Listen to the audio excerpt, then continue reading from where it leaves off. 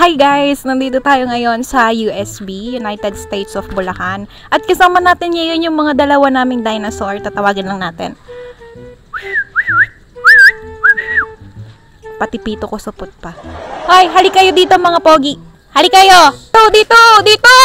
Ang kukulit talaga. Hali ka! Ato nga pala si Roror.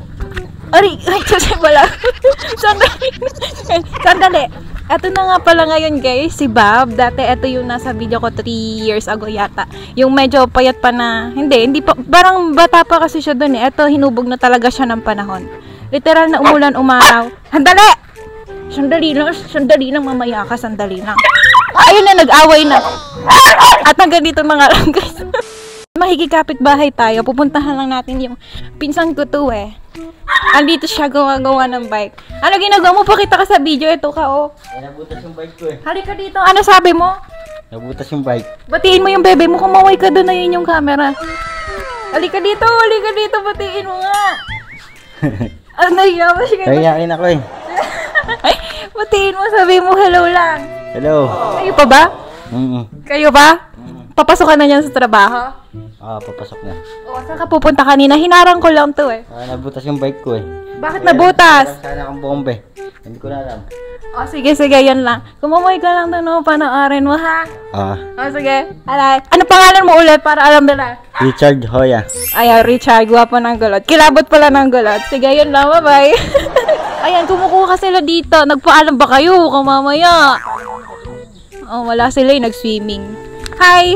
Hi vlog. I-interviewin ko lang po kayo. Ay, sandali mo. Ayan, Ate Nara, hi ka lang din para madilig. Ito, hi guys, come on. Hi guys. Shout out. Shout out Sa James.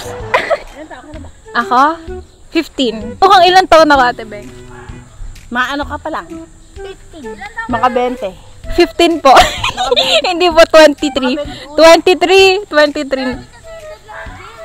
Ilan taon na po si James? 15. Di po, 23 na ako. Naniwala sila. Ate Beng, ilan na anak mo? 7. 7? Bakit? Hindi mo nasusundan yun, Ate Beng? Tatanungin kita, bakit ayaw mo na? Ayaw na. Bakit?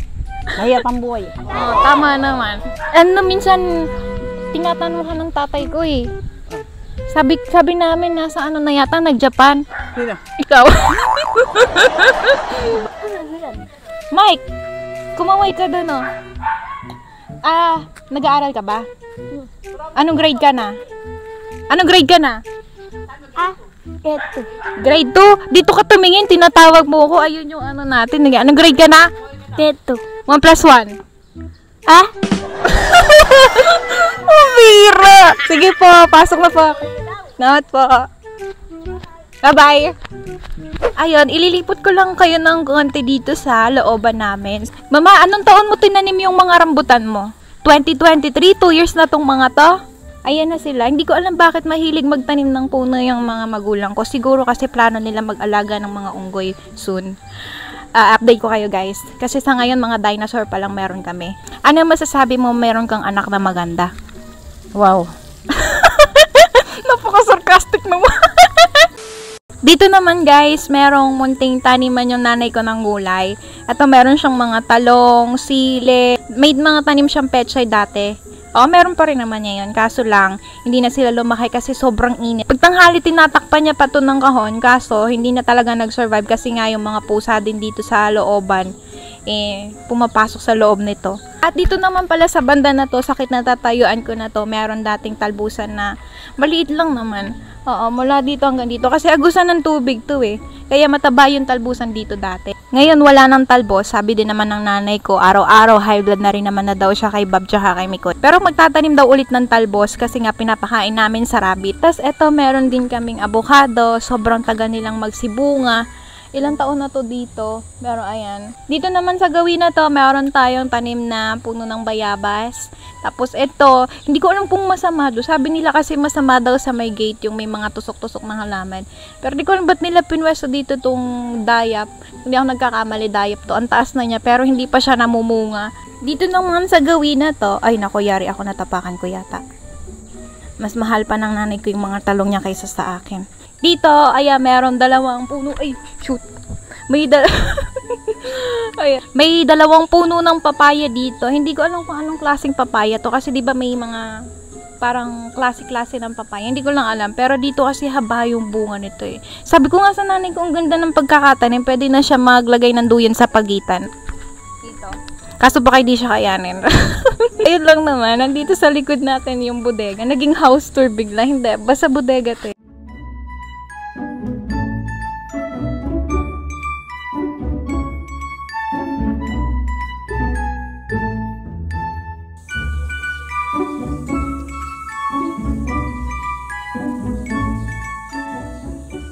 May mga ibang tanim pa tayo doon sa likod. Nalilito ako, hindi ko alam kung saan yung likod ng bahay namin. Kung ito ba yung harap o ito yung likod o doon yung harap. Basta yun na yun. Oo, basta may tanim pa doon sa kabilang side ng bahay na ilang mga puno.